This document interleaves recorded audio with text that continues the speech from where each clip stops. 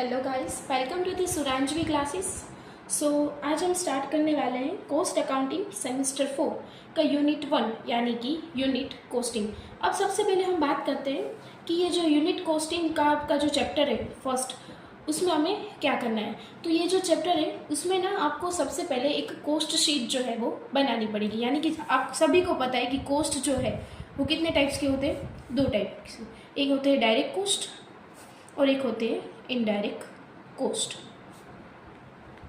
अब यहाँ पे हमें क्या करना होगा, आपकी बुक में आपको पेज नंबर 8 के ऊपर एक कोस्ट शीट जो है वो ऑलरेडी दी हुई है। अब यहाँ पे देखिए, यहाँ पे जो आपको कोस्ट शीट दी है वो दो पेजेस के हिसाब से आपको दी गई है, लेकिन इसमें से जो कुछ इन्फॉर्मेशन जो है वो सारी की सारी हर कैलकुलेशन में आए ऐसा ज़रूरी नहीं होगा। यहाँ पे क्या होगा कि कुछ जो इन्फॉर्मेशंस है वो आपको सम्स में कैलकुलेशन के लिए ज़रूरत होगी तो आपको लेनी है, बाकी जो है वो हम नहीं लिखेंगे। अब सबसे पहले यहाँ पे देखिए, तो सबसे पहले हमें दिया है मटेरियल कंज्यूम्ड। अब ये जो बहुत लंबी और ऐसी बड़ी जो कोस्ट शीट है वो एक या दो सम के लिए ही यूज़ होती है, बाकी सारे सम्स में ये कोस्ट शीट जो है वो यूज़ नहीं होती। मतलब इसमें से कुछ कुछ पोर्शन जो है वो कट कर दिया गया है। अब यहाँ पे हम क्या करेंगे, मैं आपको एक दूसरी कोस्ट शीट जो है, मतलब ये जो फॉर्मेट है वो फॉर्मेट सेम टू सेम ही रहेगा, लेकिन आपकी जो कोस्ट शीट है जो आपको सारे सम के लिए यूजफुल है वो मैं अभी आपको बता रही हूँ। सबसे पहले आपको क्या लिखना है, ऊपर हेडिंग में लिखना है कोस्ट शीट। जो भी आपकी XYZ कंपनी होगी उसके रिलेटेड फॉर द पीरियड, जो कंपनी है उसका नाम मैं यहाँ पे XYZ रख रही हूँ, फॉर द पीरियड 31/12/2025। ये मैंने अभी यहाँ पे पीरियड जो है वो लिख दिया, यानी कि मैंने जो अकाउंटिंग ईयर क्लोज है वो लिख दिया है। अब उसके बाद particulars, total amount and per unit column, यानी कि आपको यहाँ पे दो कॉलम जो है वो प्रिपेयर करनी होगी। यहाँ पे एक होगी अमाउंट और एक होगी पर यूनिट की। अब सबसे पहले आएगा डायरेक्ट मटेरियल। ये जो मैं कोस्ट शीट बना रही हूँ ये कोस्ट शीट जो है वो आपको सारे सम में यूजफुल रहेगी। उसके बाद आएगा डायरेक्ट वेजिस, डायरेक्ट एक्सपेंसेस। तो इन सभी एक्सपेंसेस का अगर हम टोटल करते हैं तो हमें मिलती है प्राइम कॉस्ट। अब उसके बाद आते हैं वर्क और फैक्ट्री ओवरहेड्स। वर्क और फैक्ट्री ओवरहेड्स में आएंगे फैक्ट्री ओवरहेड्स या फैक्ट्री एक्सपेंसेस, उसमें भी फिक्स और वेरिएबल। यहाँ पे कुछ एक्सपेंस ऐसे होंगे जो फिक्स होंगे और कुछ एक्सपेंस ऐसे होंगे जो वेरिएबल होंगे। उसके बाद आता है एडमिन एंड ऑफिस ओवरहेड्स।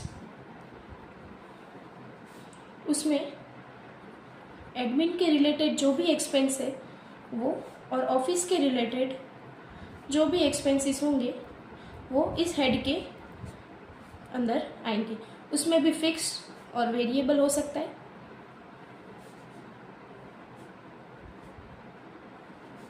इसमें भी फिक्स और वेरिएबल एक्सपेंसेस हो सकते हैं। अब उसके बाद आता है, अगर ये फैक्ट्री कोस्ट जो है, प्राइम कोस्ट में अगर हम फैक्ट्री कोस्ट को ऐड करते हैं तो हमें मिलेगी वर्क कोस्ट और एल्स फैक्ट्री कोस्ट। अब ये फैक्ट्री कोस्ट में अगर हम एडमिन और ऑफिस एक्सपेंसेस को अगर हम ऐड करते हैं तो हमें मिलता है कॉस्ट ऑफ प्रोडक्शन। यानी कि हमें प्राइम कोस्ट के अंदर फैक्ट्री कोस्ट ऐड करना है तो हमें मिलेगी फैक्ट्री कोस्ट या वर्क कोस्ट, और उसके बाद अगर हम फैक्ट्री ओवरहेड्स में अगर हम एडमिन और ऑफिस के एक्सपेंसेस ऐड करते हैं तो हमें मिलेगी कॉस्ट ऑफ प्रोडक्शन। अब इसके बाद इस कॉस्ट ऑफ प्रोडक्शन के अंदर opening stock of finished goods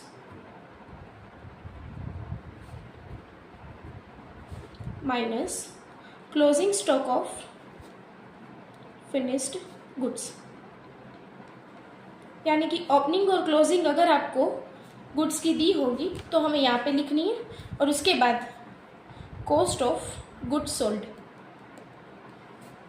यानी कि हम अगर एडमिन और ऑफिस एक्सपेंसेस के बाद जो हमें मिलती है cost of production, cost of production में ओपनिंग स्टॉक को हम प्लस करते हैं और यहाँ पे जो क्लोजिंग स्टॉक होगा उसे अगर हम माइनस करते हैं तो हमें जो भी मिलेगी उसको बोलते हैं हम कॉस्ट ऑफ गुड्स सोल्ड। अब उसके बाद कॉस्ट ऑफ गुड्स सोल्ड हमने यहाँ पे लास्ट पे लिखा था।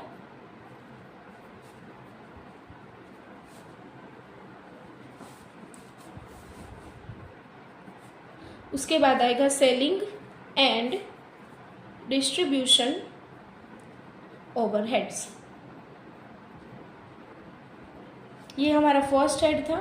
उसके बाद जो फैक्ट्री कॉस्ट वाला था वो सेकेंड, एडमिन जो था वो थर्ड, और ये हमारा आएगा सेलिंग एंड डिस्ट्रीब्यूशन जो फोर्थ ओवरहेड्स।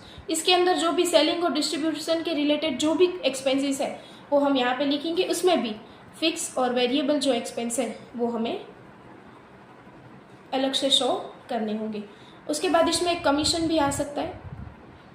अब कमीशन जो है वो वेरिएबल एक्सपेंसेस है। अब इन सभी का अगर हम टोटल करते हैं तो हमें मिलेगा कॉस्ट ऑफ सेल, यानी कि टोटल कॉस्ट, यानी कि कॉस्ट ऑफ गुड्स सोल्ड के अंदर अगर हम सेलिंग डिस्ट्रीब्यूशन एक्सपेंसेस को ऐड करते हैं तो हमें क्या मिलेगी, कॉस्ट ऑफ सेल, यानी कि टोटल कॉस्ट।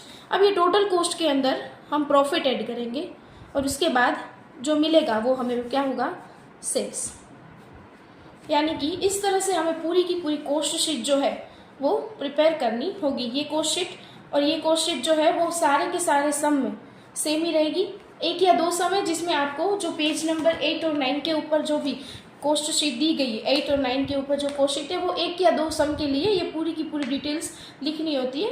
बाकी सारे के सारे सम्स जो है वो इस फॉर्मेट के हिसाब से आपके सॉल्व हो जाएंगे। अब यहाँ पे आपको क्वेश्चन होगा कि यहाँ पे कौन से एक्सपेंसेस फिक्स होंगे और कौन से एक्सपेंसेस वेरिएबल होंगे। तो सबसे पहले मैं आपको बता दूँ कि फिक्स एक्सपेंसेस जो है, अगर आपको बोला है कि फैक्ट्री एक्सपेंसेस